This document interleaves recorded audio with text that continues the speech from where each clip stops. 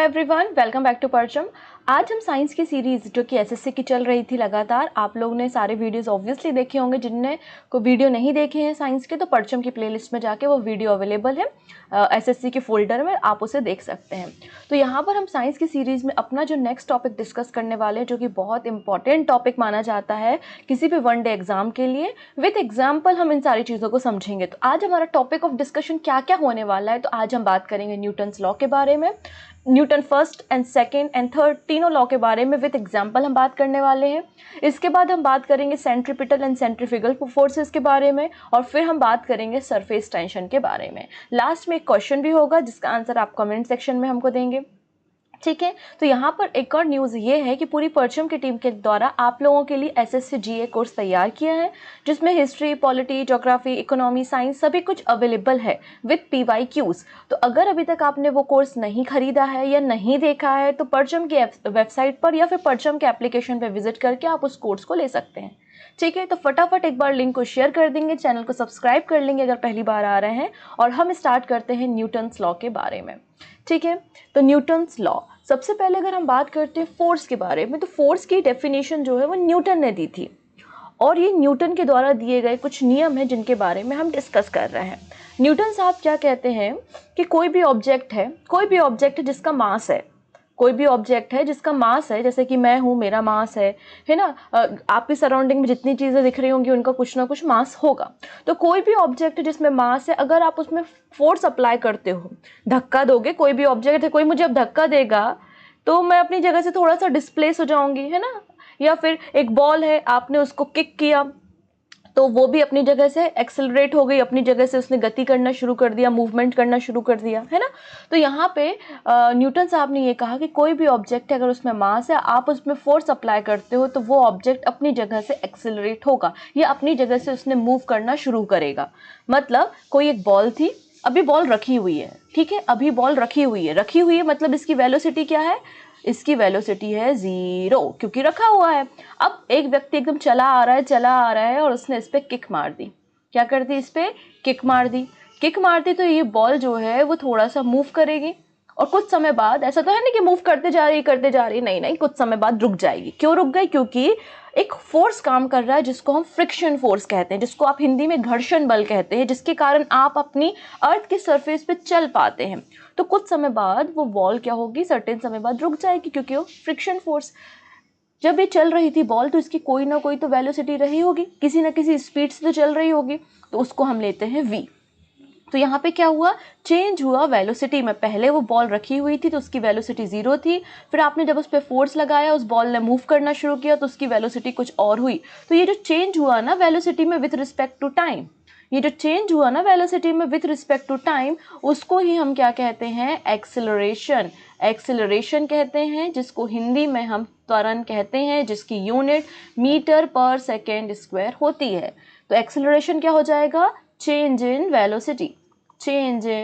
Velocity with respect to time. मतलब इसको क्या लिखोगे, v minus u, change in velocity upon t is equal to acceleration. तो a क्या हो जाएगा, v minus u upon t is equal to a कहलाता है। इससे डायरेक्टली क्वेश्चन एग्जाम में बनते हैं। आप लोग ने स्पीड के जो नियम है वो देखे होंगे, v इज इक्वल टू, आपने देखा होगा u प्लस at, है ना। इससे न्यूमेरिकल एग्जाम में डायरेक्ट बनते हैं। वो बोलेगा एक व्यक्ति है जिसकी इनिशियल स्पीड इतनी है, फाइनल वेलोसिटी इतनी है, उसको टाइम इतना लग रहा है एक समय से दूसरे समय, एक जगह से दूसरी जगह जाने में, बताइए उसका एक्सेलरेशन क्या है।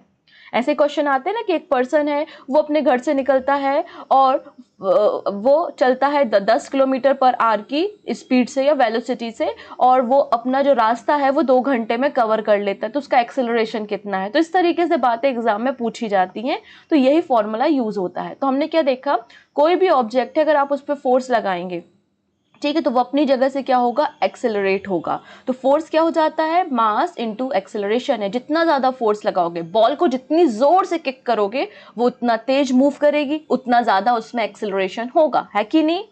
गाड़ी तो चलाई होगी, बाइक में जितना एक्सेलरेट करो उतना भगेगी ना, वैसे वाली कहानी है, आप ऐसा मान लो। तो F इजिकल टू ma होता है, जहाँ m क्या होता है, मास है, और a अभी हमने देखा एक्सेलरेशन है। मास की यूनिट आप सभी को पता है किलोग्राम होती है, और एक्सेलरेशन की यूनिट हो गई मीटर पर सेकेंड स्क्वायर। तो kg मीटर पर सेकेंड स्क्वायर ये कहलाता है फोर्स। और फोर्स के बारे में हमें किसने बताया, न्यूटन ने, इसलिए हम फोर्स की यूनिट क्या कंसीडर करते हैं, न्यूटन करते हैं। तो आइए अब हम न्यूटन के लॉ पे नजर डालते हैं। तो सबसे पहले न्यूटन का फर्स्ट लॉ। न्यूटन क्या कहता है कि कोई भी ऑब्जेक्ट है, अगर आपने उस पर फोर्स लगाया तो ऑब्वियसली वो ऑब्जेक्ट अपनी जगह से एक्सेलरेट होगा। जैसे कि बॉल थी, बॉल को आपने किक मारी और वो बॉल अपनी जगह से चलना शुरू हुई। अब ऐसा तो कभी नहीं होता कि वो बॉल जो है वो चलती जा रही है, चलती जा रही है, चलती जा रही है। एक सर्टेन समय के बाद वो बॉल रुक जाती है। क्यों रुक जाती है, क्योंकि नीचे की तरफ एक फोर्स काम कर रहा है, जिसको आपने फ्रिक्शन फोर्स बोला है, जिसको आपने क्या कहा है, फ्रिक्शन फोर्स नाम दिया है। तो न्यूटन साहब कहते हैं कि कोई भी ऑब्जेक्ट है, अगर वो स्टेशनरी है, मतलब कोई ऑब्जेक्ट है वो रुका हुआ है, तो वो कोशिश करेगा कि वो रुका रहे। और कोई ऑब्जेक्ट अगर मूविंग है तो वो कोशिश करेगा कि वो मूव करता रहे, जब तक कि उस पर एक्सटर्नल फोर्स अप्लाई नहीं होता। जैसे कि बॉल थी, अब ये कोशिश करेगी, ये स्टेशनरी है तो स्टेशनरी रखी रह जाए, और स्टेशनरी है लेकिन आपने इसको किक मार दी, तो आपने इसमें एक्सटर्नल फोर्स लगाया, तो इस बॉल ने रोल करना शुरू किया। अब ये सोच रही है बॉल की मैं मूव करती जाऊं, करती जाऊं, करती जाऊं, लेकिन सर्टेन समय बाद ये बॉल रुक जाएगी। क्यों, क्योंकि नीचे की तरफ एक एक्सटर्नल फोर्स, फ्रिक्शन फोर्स काम कर रहा है।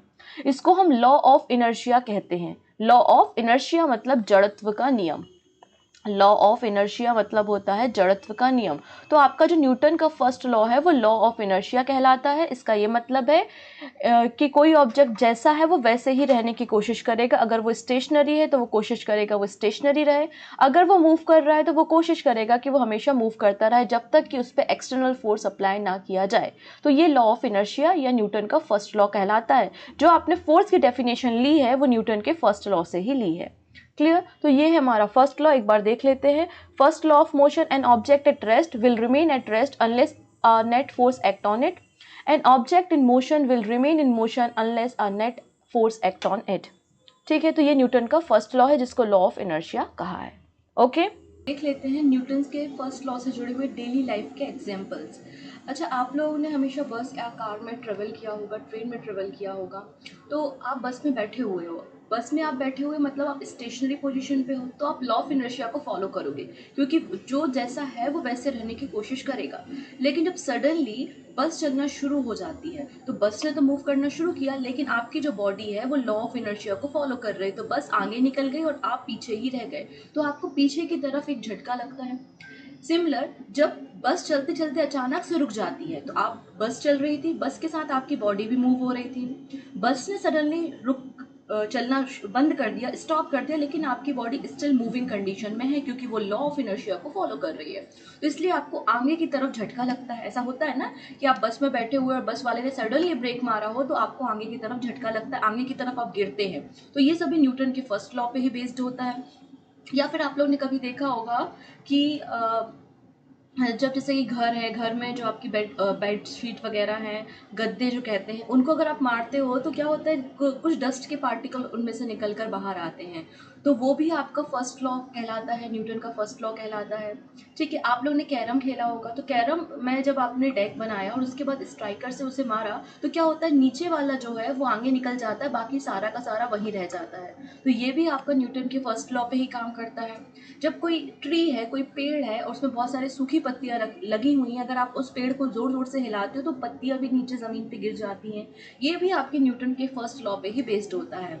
तो जैसे कि एक एग्जांपल आपको स्क्रीन पे दिख रहा है, तो इस व्यक्ति ने क्या किया, यहाँ पर एक कार्डबोर्ड लिया और उसके ऊपर एक कॉइन रखा है, और वो क्या करता है, कार्डबोर्ड को खींच लेता है और कॉइन जो है वो इस ग्लास में चला जाएगा, क्योंकि कॉइन क्या है, स्टेशनरी है और वो लॉ ऑफ इनर्शिया को फॉलो कर रहा है। वो कार्डबोर्ड के साथ बाहर नहीं आएगा, वो कहाँ गिर जाएगा, ग्लास में गिर जाएगा। तो ये सभी के सभी एग्जाम्पल न्यूटन के फर्स्ट लॉ पे बेस्ड होते हैं। तो हमने क्या सीखा, हमारी फोर्स की डेफिनेशन कहाँ से आई है, न्यूटन के फर्स्ट लॉ से आई है।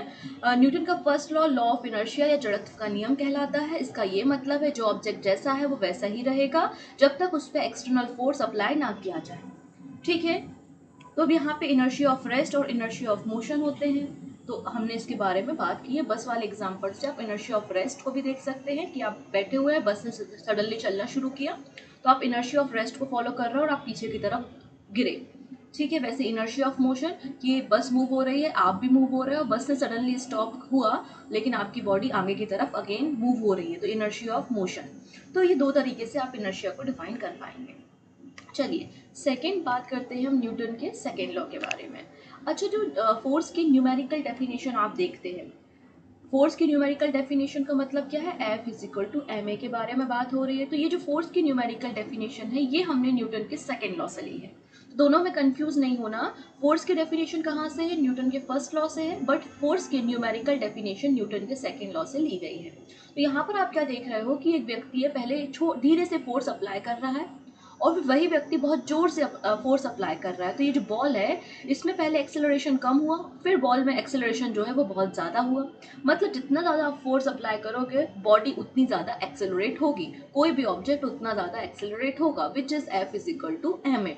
मैंने आप लोगों को एक ही डेफिनेशन सिखाई है, ए मतलब होता है change in velocity with respect to time, right. Change in velocity with respect to time आपका क्या कहलाता है, एक्सेलरेशन कहलाता है। तो आप इस फॉर्मूले से निकाल सकते हैं कंक्लूजन कि F is inversely proportional to T, force is inversely proportional to T, आप ऐसा निकाल सकते हो। तो इसके एग्जाम्पल देखिएगा। अच्छा, आप लोगों ने क्रिकेट मैच वगैरह देखे होंगे, जब कोई भी क्रिकेटर कैच लेता है, बॉल को पकड़ता है तो वो अपने हाथों को पीछे करता है।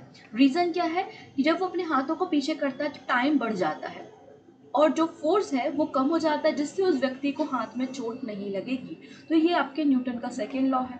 इनफैक्ट आप लोग ने ऊंची कूद, लंबी कूद या रेसलिंग, बॉक्सिंग ये सब देखा होगा, तो आपने देखा होगा कि एक मैट पर होती है। ऐसा क्यों होता है, क्योंकि मैट पे जब कोई आदमी गिरता है तो वो मैट अंदर की तरफ जाता है, जिससे टाइम बढ़ जाता है, वेलोसिटी कम हो जाती है और फोर्स कम हो जाता है, जिससे उस व्यक्ति को चोट नहीं लगेगी। क्योंकि एक व्यक्ति है, अगर वो सीमेंटेड फर्श पे कूद रहा है, जंप कर रहा है तो उसको चोट लग जाएगी, लेकिन वही व्यक्ति अगर एक मैट पर जंप कर रहा है तो उसको चोट नहीं लगेगी। तो उसका रीज़न यही होता है कि टाइम बढ़ गया, वेलोसिटी कम हो गई और फोर्स भी कम हो गया, जिससे उस व्यक्ति को चोट नहीं लगी। यही आपका न्यूटन का सेकेंड लॉ कहलाता है, जितना ज़्यादा फोर्स लगाओगे उतना ज़्यादा एक्सेलरेशन होगा। क्लियर इतनी चीज़ें? चलो, तो the second law state that greater the mass of an object the more force it will be take to accelerate the object. तो सेकेंड लॉ कहता है कि जितना ज़्यादा मास होगा उतना ज़्यादा फोर्स लगेगा, जितना तभी फोर्स के अकॉर्डिंगली आपका ऑब्जेक्ट जो है वो एक्सेलरेट होगा। तो F is equal to m a, हमने यहाँ से ये कंडीशन को दिया है न्यूटन का सेकेंड लॉ। क्लियर हो गई इतनी चीज़ें? चलो अगली बात कर लेते हैं सेकेंड लॉ के बारे में। तो एक तो मैंने ये आपको कैच वाला एग्जाम्पल दे दिया, ठीक है। चलो अगली बात, ये आप जो झूला झूलते हैं तो उसमें भी जितना ज़्यादा फोर्स लगाओगे वो उतना ज़्यादा एक्सेलरेट होगा, ये आपने देखा होगा, ठीक है। When we kick a ball we exert force in a specific direction which is the direction in which it will travel, kicking a ball, ये भी न्यूटन का सेकेंड लॉ है। इसके अलावा अब यहाँ पे रॉकेट लॉन्चिंग की बात नहीं हो रही, तो बिल्कुल कंफ्यूज मत होना। रॉकेट लॉन्चिंग में हम न्यूटन के थर्ड लॉ को यूज़ करेंगे।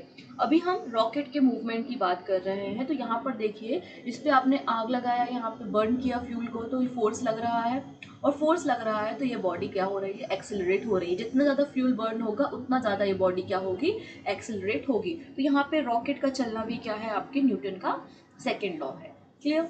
अब बात कर लेते हैं एक्शन रिएक्शन पेयर के बारे में, मतलब न्यूटन के थर्ड लॉ के बारे में हम बात करते हैं। कोई भी बॉडी है, अगर आप उस पर फोर्स अप्लाई करते हो तो वो बॉडी भी उतना ही फोर्स अपोजिट डायरेक्शन पे आप पर अप्लाई करती है। फॉर एग्जांपल, एक पर्सन है जो कि सरफेस पर चल रहा है मतलब एक फोर्स नीचे की तरफ लगा रहा है, उतना ही फोर्स एक सरफेस भी फ्रिक्शन के फॉर्म में उस ऑब्जेक्ट पे लगाएगा, ठीक है। तो यहाँ पे हर एक बॉडी जो है, अगर आप फोर्स लगाएंगे तो इक्वल और अपोजिट फोर्स आपको भी मिलेगा, जिसको हम एक्शन रिएक्शन पेयर कहते हैं। यही आपका न्यूटन का थर्ड लॉ है। न्यूटन का third law law of conservation of momentum, मतलब संवेग के संरक्षण के सिद्धांत पर काम करता है। अभी हम समझेंगे कैसे काम करता है, ठीक है। अब यहाँ पर आप लोग ने देखा होगा, जब कोई व्यक्ति बंदूक से गोली चलाता है, पिस्टल का यूज़ करता है, तो जब वो बुलेट आगे की तरफ निकलती है तो व्यक्ति को पीछे की तरफ धक्का लगता है। तो ये भी आपका क्या है, एक्शन रिएक्शन पेयर है। इसके अलावा आप लोग ने कुछ और एग्जाम्पल देखे होंगे, जैसे ये व्यक्ति है, ये बोट से जंप कर रहा है, तो बोट से जंप करने के लिए आगे फोर्स लगाता है और एक पीछे की तरफ फोर्स लगता है बोट पर, तो बोट आपने देखी होगी पीछे की तरफ खिसक जाती है। ये तो आप लोग ने लाइव एक्सपीरियंस किया ही होगा। तो ये भी आपका क्या है, न्यूटन का थर्ड लॉ है। इनफैक्ट आप लोगों ने पक्षियों को हवा में उड़ते हुए देखा होगा, तो वो भी क्या कर रहे हैं, एक्शन रिएक्शन फोर्स की तरह ही काम कर रहा है। वो एक फोर्स पीछे की तरफ लगा रहा है जिससे उनको पुल मिल रहा है आगे की तरफ, तो वो पक्षियों का उड़ना होता है। बर्ड्स जो फ्लाई करते हैं वो भी न्यूटन का थर्ड लॉ है। आप लोगों ने लोगों को स्विमिंग करते हुए देखा होगा, तो स्विमिंग करना भी न्यूटन का थर्ड लॉ है। आप क्या कर रहे हो, आप हाथों के जरिए एक फोर्स पीछे की तरफ लगा रहे हो, तो पानी आपको आगे की तरफ पुश कर रहा है। तो ये सभी के सभी आपके न्यूटन के थर्ड लॉ पे ही बेस्ड होते हैं। ठीक है। Third law state that for every action in nature there is an equal and opposite reaction. Clear इतनी चीज़ें। चलो, ये बुलेट वाला एग्जाम्पल देख लिया। अब हम ये देख लेते हैं रॉकेट लॉन्चिंग वाला एग्जाम्पल। अब होता क्या है, यहाँ पर इस रॉकेट के अंदर क्या भरा हुआ है, फ्यूल भरा हुआ है। फ्यूल है तो उसका एक अपना एक मास होगा। जैसे जैसे फ्यूल बर्न होता जाएगा तो मास कम होता जाएगा। ये बात तो आपको क्लियर है ना, क्योंकि इसके अंदर कोई ना कोई फ्यूल तो डेफिनेटली भरा होगा और फ्यूल का मास होगा। जैसे जैसे फ्यूल बर्न होगा मास कम होता जाएगा, और जैसे जैसे फ्यूल बर्न होगा वेलोसिटी बढ़ती जाएगी, है कि नहीं। पहले m1 फ्यूल था और वेलोसिटी v1 थी, फिर बाद में फ्यूल बर्न होके m2 हो गया लेकिन वेलोसिटी v2 हो गई। यहाँ पर v1 कम है लेकिन यहाँ पर v2 ज़्यादा है, जबकि यहाँ पे m2 कम है और यहाँ पर m1 ज़्यादा है। तो यहाँ पर हर एक कंडीशन में जो m और v है, मास और वेलोसिटी है, वो एक कांस्टेंट है। तो p is equal to mv होता है। p मतलब मोमेंटम, तो momentum is equal to mv। संवेग क्या है, द्रव्यमान गुणित वेलोसिटी या वेग होता है। तो यहाँ पे हर एक प्रोसेस में आप देखिए mv क्या है, कांस्टेंट है। तो यही रॉकेट लॉन्चिंग का प्रिंसिपल होता है। जब फ्यूल को बर्न करते हैं तो एक थ्रस्ट नीचे की तरफ लगता है, नीचे की तरफ एक थ्रस्ट लग रहा है, फोर्स लग रहा है जो रॉकेट को ऊपर उठाने में मदद कर रहा है। तो ये भी आपका रॉकेट लॉन्चिंग होना न्यूटन का थर्ड लॉ होता है, और ये law of conservation of momentum पे काम करता है। तो ये डेली लाइफ में कुछ एग्जाम्पल होते हैं न्यूटन के थर्ड लॉ के। तो इस तरीके से डायरेक्ट क्वेश्चन एग्जाम में पूछा जाता है। अभी जो एसएससी पेपर हुआ था कुछ समय पहले, तो उसमें पूछा गया था कि स्विमिंग में कौन सा न्यूटन का लॉ लगता है ना। तो ये क्वेश्चन ऑलरेडी पूछा गया, इसलिए वो सारी बातें हमने देख ली यहाँ पर। ओके, चलिए अगली बात कर लेते हैं यहाँ पर हम सेंट्रीपिटल और सेंट्रीफ्यूगल फोर्स के बारे में। ठीक है, सेंट्रीपिटल एंड सेंट्रीफ्यूगल फोर्स के बारे में हम बात करते हैं। एक होता है अभिकेंद्रीय बल और एक होता है अपकेंद्रीय बल।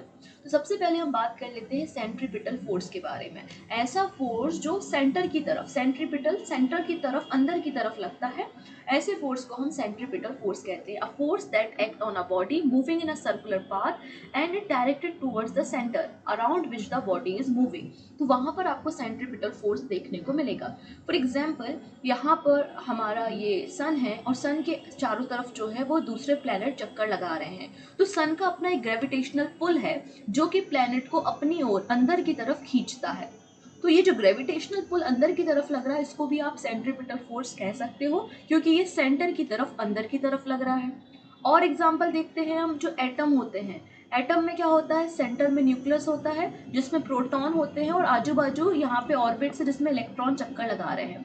तो इलेक्ट्रॉन और प्रोटॉन के बीच में भी एक अट्रैक्शन फोर्स है, लेकिन ये प्रोटॉन इलेक्ट्रॉन को अपनी ओर अट्रैक्ट करने की कोशिश करेगा। तो ये जो घूम रहे हैं ये भी सेंट्रीपिटल फोर्स के कारण घूम रहे हैं। क्लियर।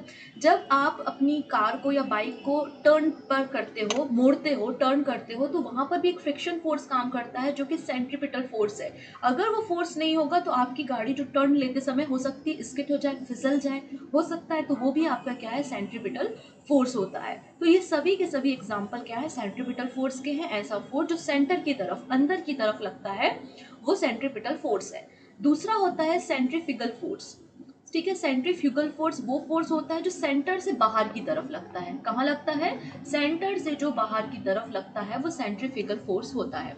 अब इसका एक एग्जांपल मैं आपको समझाती हूँ। फॉर एग्जांपल, आपने एक स्टोन लिया, उस स्टोन को आपने एक थ्रेड से, एक धागे से बांधा और उसको आप अपने हाथों से पकड़ के घुमा रहे हैं। तो वो जो स्टोन और थ्रेड और आपका हाथ है, इसके बीच में एक फोर्स काम कर रहा है जिसको आप बोल रहे हो टेंशन फोर्स। इसलिए स्टोन अपने एक सर्कुलर पाथ में इस तरीके से घूम रहा है, ठीक है, ऐसा होता है। तो वो आपका क्या हो गया, एक सेंट्रीपिटल फोर्स हो गया, जो कि सेंटर से आपकी हाथों की तरफ वो टेंशन फोर्स लग रहा है। लेकिन सडनली अगर आप उस स्टोन को छोड़ दें तो वो कहीं 90 डिग्री पे जाके गिर जाएगा, क्योंकि बाहर की तरफ भी तो एक फोर्स लग रहा है, और जब अंदर की तरफ लगने वाला फोर्स और बाहर की तरफ लगने वाला फोर्स दोनों बराबर होते हैं, है ना, दोनों बराबर होते हैं, तभी कोई ऑब्जेक्ट सर्कुलर पाथ में मूव कर सकता है। मतलब अगर सन के चारों तरफ यहाँ पर प्लेनेट मूव कर रहा है और अंदर की तरफ एक फोर्स लग रहा है विच इज सेंट्रीपिटल फोर्स, तो बाहर की तरफ भी उतना ही फोर्स अपोजिट डायरेक्शन में लग रहा होगा, जिसको हम बोलेंगे सेंट्रीफ्यूगल फोर्स। और जब दोनों फोर्सेस बराबर होंगे तभी ये ऑब्जेक्ट अपनी ऑर्बिट में चक्कर लगा पा रहा होगा। तो एक ऐसा फोर्स जो सेंटर से बाहर की तरफ लगता है उसे हम सेंट्रीफ्यूगल फोर्स के नाम से जानते हैं। ठीक है, अभी हम इसके एग्जाम्पल देखते हैं, लेकिन यहाँ पे सेंट्रीपिटल फोर्स जो है ना, उसके लिए एक फॉर्मूला होता है mv²/r।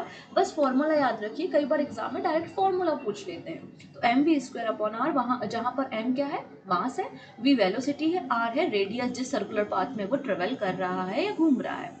अब आप लोगों ने मिक्सर ग्राइंडर का यूज़ किया होगा या वॉशिंग मशीन का यूज़ किया होगा, तो आपने देखा होगा कि वॉशिंग मशीन आपने चलाई तो उसमें क्या लग रहा है, एक सेंट्रीफ्यूगल फोर्स लग रहा है, जिससे जो भी कपड़े थे वो वॉशिंग मशीन की जो दीवार थी ना उसकी वॉल पर जाके चिपक गए। इनफैक्ट आप लोग ने मिक्सर ग्राइंडर का यूज़ किया होगा तो उसमें जो भी आपने सामान रखा है वो भी जार की वॉल में जाके स्टिक हो जाता है, चिपक जाता है, क्योंकि वो फोर्स सेंटर से बाहर की तरफ लग रहा है, जिसको आप सेंट्रीफ्यूगल फोर्स कह रहे हैं। क्लियर? तो ये ऐसा फोर्स जो किसी ऑब्जेक्ट को सर्कुलर पाथ में मूव करने में मदद करता है, साथ ही साथ एक ऐसा फोर्स जो सेंटर से बाहर की तरफ लगता है, वो सेंट्रीफ्यूगल फोर्स कहलाता है। तो ये सारे एग्जाम्पल हैं। आप देखिए, जब आप झूला झूलते हैं यहाँ पर देखिए, तब भी आप बाहर की तरफ जाते हैं, क्योंकि ये सेंटर से बाहर की तरफ फोर्स लग रहा है, ये भी आपका सेंट्रीफ्यूगल फोर्स है। तो ये दो फोर्सेस आपको याद रखने हैं, सेंट्रीपिटल एंड सेंट्रीफ्यूगल फोर्स, और उसके एग्जाम्पल आपको याद रखनी है। वॉशिंग मशीन वाला एग्जाम्पल कई बार एग्जाम में पूछा गया है। चलिए अगली बात कर लेते हैं यहाँ पर हम टॉर्क के बारे में। टॉर्क, टॉर्क का मतलब होता है बल आघूर्ण, कह सकते हैं आप इसे। ठीक है, अब देखिए, आप लोगों ने कभी कभी स्क्रू ड्राइवर से कोई नट बोल्ट को टाइट करने की कोशिश तो की होगी। स्क्रू ड्राइवर से नट बोल्ट को टाइट करने की कोशिश की होगी, तो आप क्या करते हैं, स्क्रू ड्राइवर को इस तरीके से लेके नट को टाइट करते हैं। तो यहाँ पर आप क्या कर रहे हैं, एक फोर्स लगा रहे हैं, वो भी फोर्स इस एक्सिस के अलोंग वो फोर्स लग रहा है, राइट, है ना। तो यहाँ पर आप फोर्स लगा रहे हैं। अच्छा, कभी आप उस नट को यहाँ पर पकड़ के लगा पाएंगे, फोर्स उतना अप्लाई नहीं होगा कि वो नट टाइट हो जाए। तो यहाँ पर आपको किसी भी ऑब्जेक्ट को उसके एक्सिस के अराउंड घुमाने के लिए एक फोर्स की ज़रूरत होती है। यहाँ पे नट बोल्ट था, उसके एक्सिस के अराउंड मैं इस स्क्रू ड्राइवर को यहाँ पर रोटेट कर रही हूँ, घुमा रही हूँ। ठीक है, तो यही चीज़ आपको यहाँ पर देखने को मिलेगी। कोई भी रोटेटिंग चीज़ है जो अपने एक्सिस के चारों तरफ घूमती है, वहाँ पर टॉर्क होता है। जैसे आप लोगों ने साइकिल के पहिए देखे होंगे, आपकी कार के, बाइक के टायर्स देखे होंगे, तो एक सेंटर के अराउंड वो घूम रहे हैं। तो कोई भी रोटेटिंग चीज़ जो अपने एक्सिस के अराउंड घूम रही है, वहाँ पर क्या होता है, टॉर्क होता है। और टॉर्क किस पर डिपेंड करता है, फोर्स और एक्सिस लेंथ पर। फोर्स और एक्सिस लेंथ पर आप यहाँ स्क्रू ड्राइवर सबसे अच्छा एग्जाम्पल मानते हैं। ठीक है, तो आप बोलेंगे टॉर्क इज इक्वल टू क्या हो जाएगा, force into axis length, force into axis length. तो फोर्स की यूनिट तो हमें पता है न्यूटन है, लेंथ होता है मीटर, तो न्यूटन मीटर क्या होता है, टॉर्क होता है। अब फोर्स एक पर्टिकुलर डायरेक्शन में ही लगाओगे ना नट को टाइट करने के लिए, तभी तो नट टाइट होगा। मतलब टॉर्क क्या हो जाएगी, यहाँ पर एक वेक्टर क्वांटिटी हो जाएगी। इसका ये मतलब हुआ एक सदिश राशि है जिसके लिए आपको एक डायरेक्शन, एक दिशा की जरूरत पड़ रही है। तो न्यूटन मीटर क्या हो गया, आपका टॉर्क हो गया। क्लियर? Torque is measure of the force that can cause an object to rotate about an axis. Torque को टाउ से दिखाते हैं, tau is equal to force apply into the arm axis. तो यहाँ पर हो जाएगा न्यूटन मीटर। चलिए अगला और लास्ट हमारा पॉइंट है यहाँ पे डिस्कशन का, विच इज सरफेस टेंशन।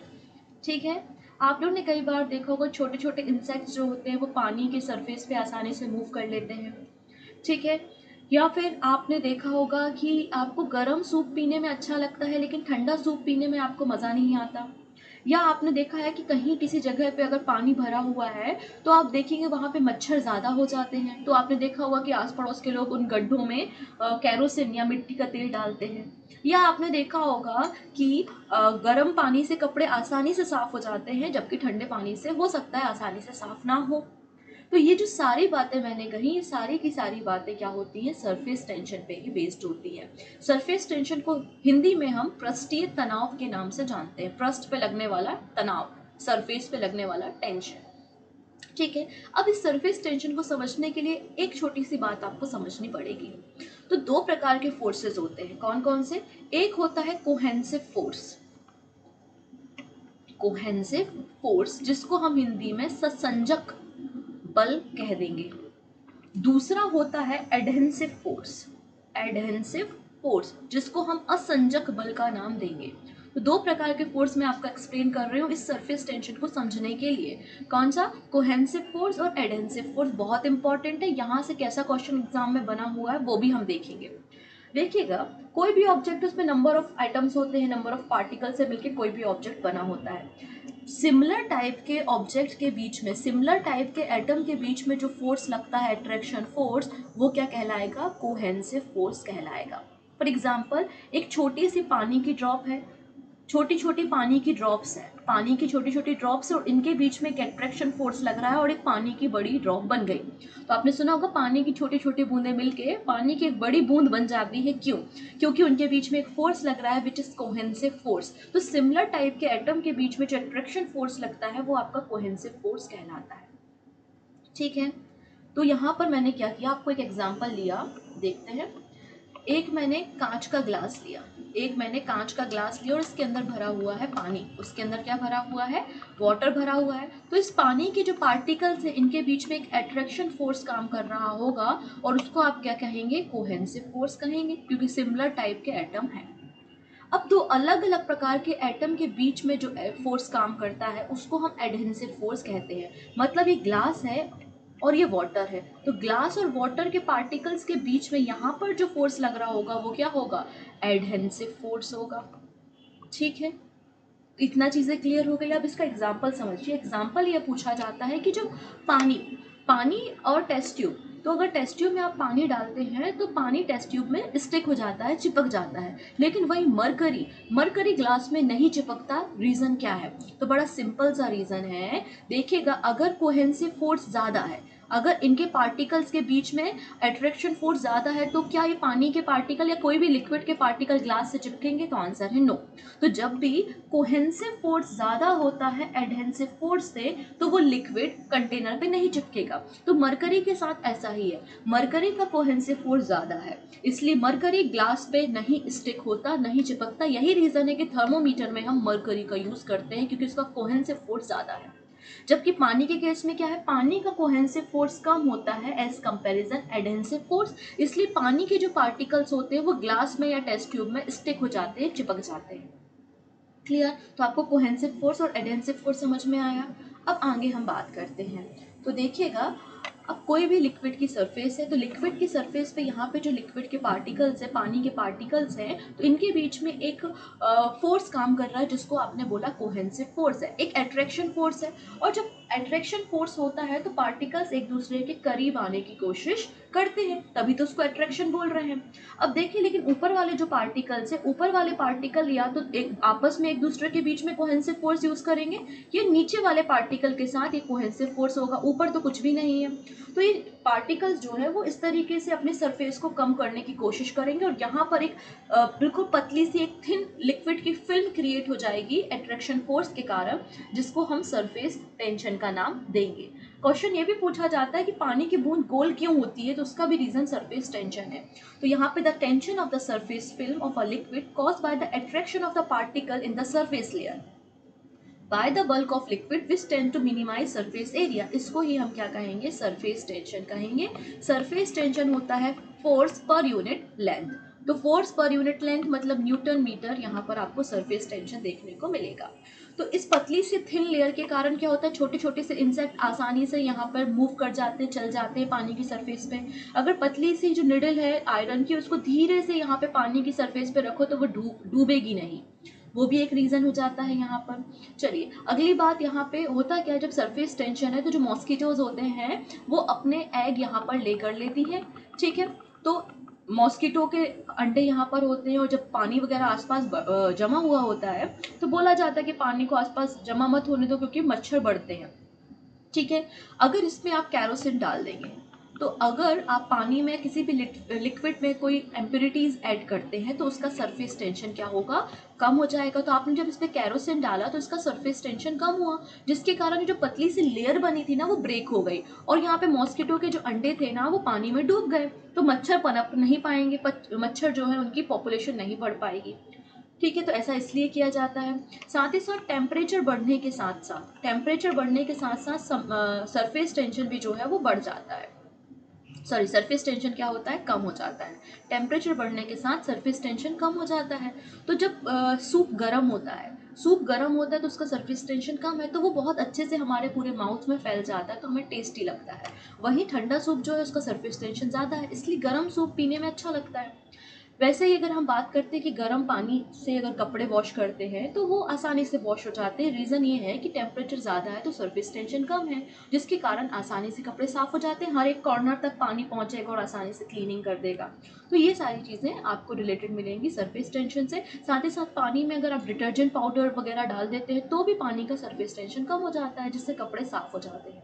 तो ये सारे एग्जाम्पल हमारे डेली लाइफ से जुड़े हुए हैं जो कि सरफेस टेंशन पे बेस्ड है। ये आपका क्वेश्चन है, ठीक है। The angle in which a cricket ball should be hit to travel maximum horizontal distance. अब ये बंदा है, इसको यहाँ पे बास्केट में बॉल डालनी है, तो ये किस एंगल से ये बॉल फेंकेगा, ठीक है। तो वो सॉरी किस एंगल से वो बॉल फेंकेगा, तो आपको ये हमें आंसर में बताना है, ठीक है। थैंक यू, हम मिलेंगे नेक्स्ट सेशन में।